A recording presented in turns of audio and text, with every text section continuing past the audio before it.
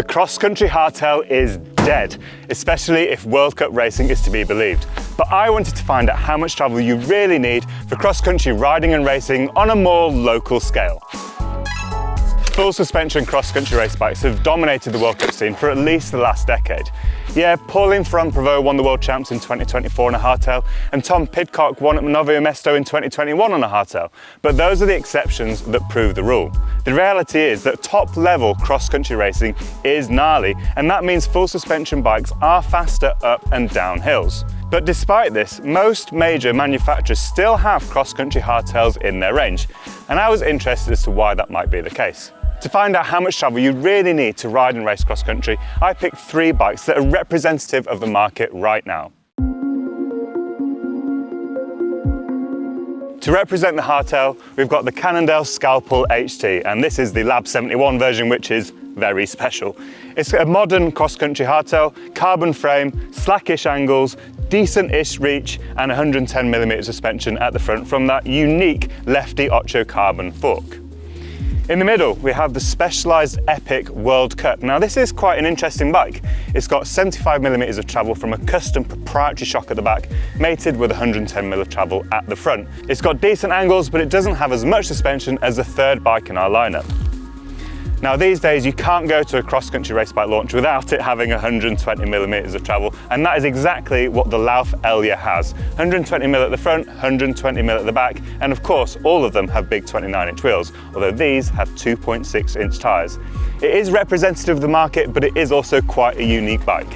In terms of testing, what have I been doing? Well, as you might have noticed, I'm not actually a World Cup cross-country racer. However, I've done plenty of racing in my time here in the UK and abroad. In fact, the Specialized World Cup, I did a 4-day stage race on that 18 months ago. Next week, I'm doing a 5-day stage race on the Lauf, and I cut my teeth cross-country racing on hardtails. I've done long days out in the hills, and I've done plenty of back-to-back testing with myself and with other experienced cross-country racing friends to find out how much travel you really need. With no rear suspension and a shade at just over 9 kilograms, it's no surprise that on tarmac and smooth fire road climbs, the Scalpel hardtail is an absolute beast of a bike. When you put power through the pedals, the bike surges forward. There is no loss of efficiency between the cranks and the rear wheel, and it gives it a super zippy feel to the ride. The Scalpel HT rolls on a pair of very fast 4x tyres, front and back, and it has a nice set of lightweight wheels. That definitely helps give it that zip. At 9.2 kilos, it's around 15% lighter than the 11 kilo Specialized Epic World Cup and around 23% lighter than the Lauf Elja. What this means is, well, physics definitely helps when you are going up a hill.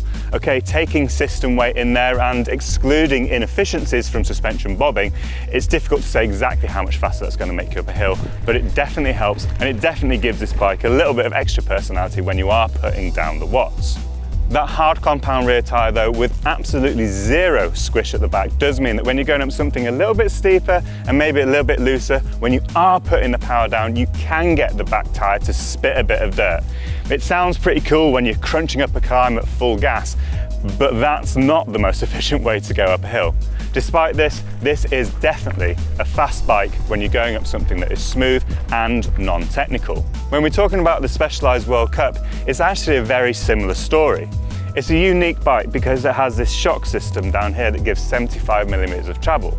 Depending on how you've got the shock set up, it can give you either 0, 5% or 10% sag. In that 0% no-gulp sag setting, it really is quite like the hardtail. The back end is firm, you sit on the bike and it doesn't sag, it doesn't wallow into its travel, it stays up and pert. And under pedaling loads, again, it feels very similar. Stand on the pedals and it zips forward really nicely. When you drop it into either the 5 or 10% state, then there is a little bit of sag and it does introduce a tiny little bit of pedal bob, but it's hardly disastrous.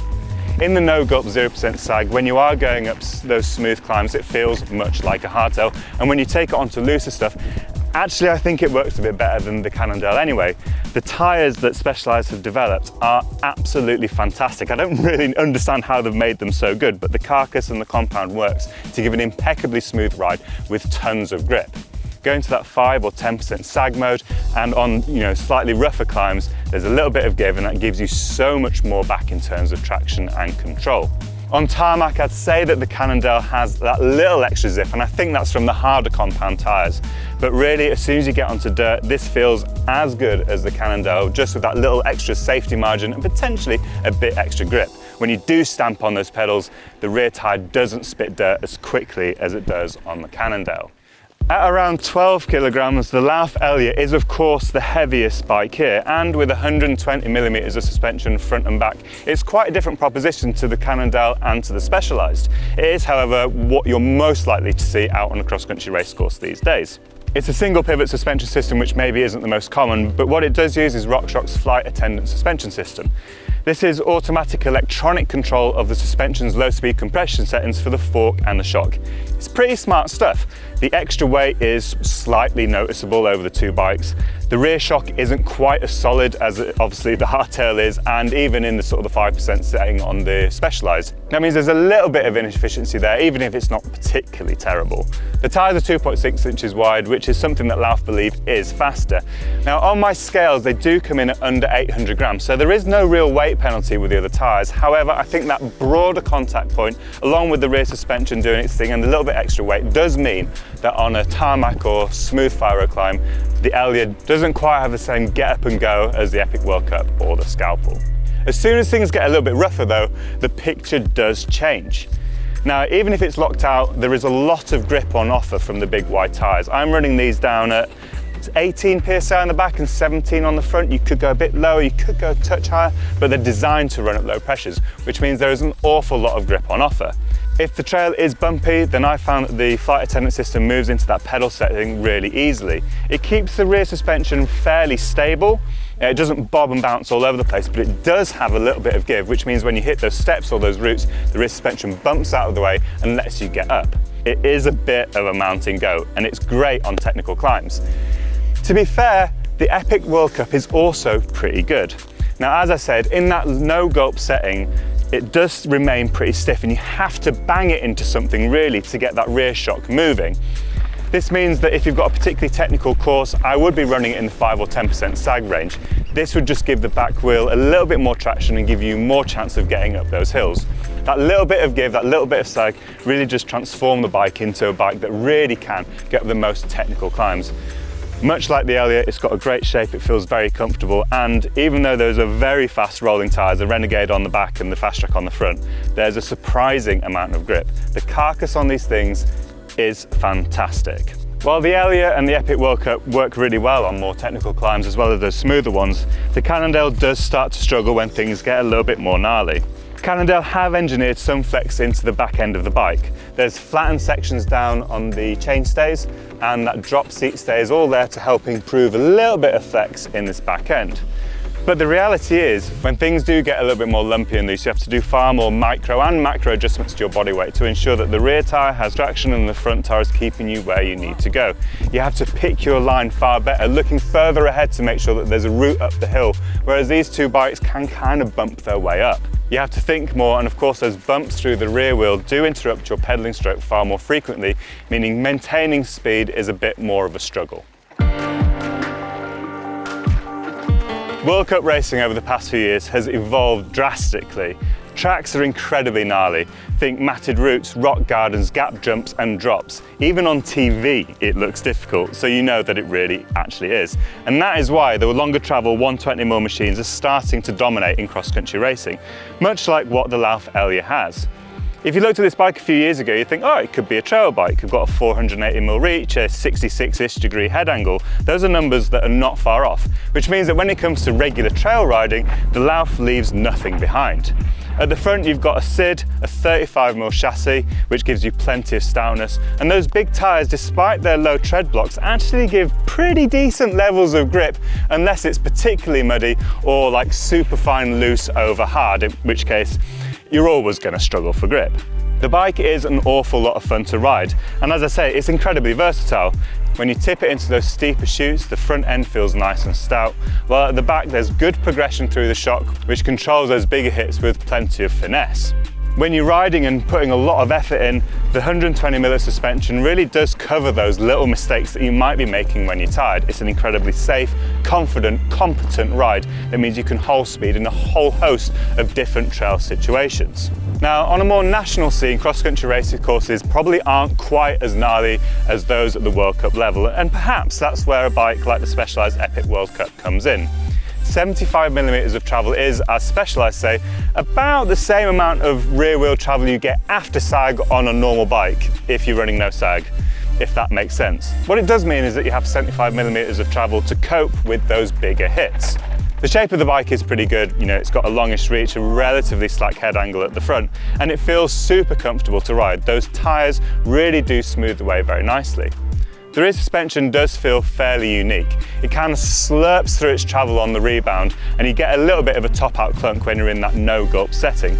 But the reality is 75mm of travel can cope with some fairly big hits. When you're running with 5 or 10% sag, there is a beautiful subtlety to the rear wheel as it tracks over the ground, meaning you can hold really good speed along moderate to mellow single-track trails. On slow speed, bigger amplitude hits, the back end really does cope well with those shocks. However, where the whole bike comes a little bit unstuck is on faster, repeated big hits. The lack of rear wheel travel becomes a little bit noticeable, and the SID SL fork definitely doesn't feel quite as sure-footed as the full fat SID on the Lauf Elja. The reality is though, those conditions aren't often met in the UK cross-country racing scene, and it feels like a very competent bike. At the front, the Fast Track tyre offers decent levels and grip in actually quite a wide range of trail conditions too. Now, the one thing I did notice that was definitely missing from the Specialized is a dropper post. Yes, you can add it on, but for a bike that is pretty competent down most single track tracks, I would like to have a dropper post on there. And that is also something that is missing from the Cannondale Scalpel hardtail. It's kind of a little bit more acceptable here. This is a super lightweight cross-country race bike, and as you'd expect, on those more technical trails, the Scalpel cannot keep up with the Specialized World Cup or the Lauf Elja. When you're following someone who's riding the Scalpel down a trail, you can really see the difference between this bike and the other two. The riders are having to twist and turn even around things on the trail, because the reality is when you bump over a rock or root, the back end skips out, it jars you, and it means you lose your rhythm. With the other two bikes, you can just bang over them. Tired mistakes on this do get punished. Now, one of the most noticeable bits of kit on the Cannondale is the lefty Ocho carbon with its single leg. Now, you might think it's going to be some weird flexy thing that can't corner, and that isn't the case. It's really stiff and it corners really nicely. I'd have absolutely no problem recommending it. I found it a little bit linear. I probably would actually just chuck a volume spacer in there to give it a little bit more control on those bigger hits to stop the whole bike pitching forward. With no rear suspension, the bike doesn't settle into its travel, it pitches into it, if that makes a little bit of sense. But with that stiffness up front, what it does mean is that when you're on a smoother, less technical bit of single track, this bike absolutely flies. You can pump and push into things, pushing on those hills, excelling the bike as it comes out of a roller. It twists and turns with absolute pinpoint precision, and it's a hell of a lot of fun on less technical tracks. That can't quite be said for the Elja. Now, that's not to say that it's not an incredibly fun bit of bike, but when trails get less technical, the added weight and, you know, when you're on a descent, the suspension is open, so it has that slightly more sluggish feel. It's incredibly secure, but it certainly doesn't have the zip that the Cannondale has. As you might expect, the Specialized sits somewhere between the two. It loves to twist and turn and pump between features on mellow single track, pretty much like the Cannondale does, especially in that no-gulp setting. But it still has the forgiveness and the sense of security that the full suspension Lauf Elja also gives when things get a little bit more gnarly or when you get a bit more tired. It's an absolute weapon on a really broad range of trails. I set out in this video to find out how much travel you really needed for cross-country riding and racing here in the UK. Now, I'm not sure I could actually answer that question because each bike definitely has its own individual use case. The Cannondale Scalpel is ideal for those riders who maybe don't race on the most technical terrain, maybe are happy sort of picking and choosing their lines between bigger obstacles along the way.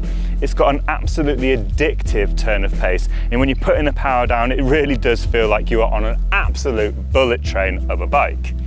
Privateer racers may also appreciate that there's no rear pivots or shock to service as well. It could be an ideal bike if you're a roadie looking to get into mountain biking and want that sort of more authentic feel, or gravel riders looking to take on more technical terrain. Also, it'd be hard to ignore the ultra distance racer. With no rear shocks in that front triangle, there's plenty of space for bags too. That said, if you are hitting more technical terrain at speed, the hardtail is going to slow you down.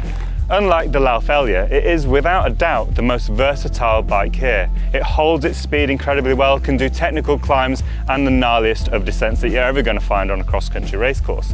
In fact, put a bigger fork on it, slightly chunkier tyres, and it is a perfect UK trail bike too.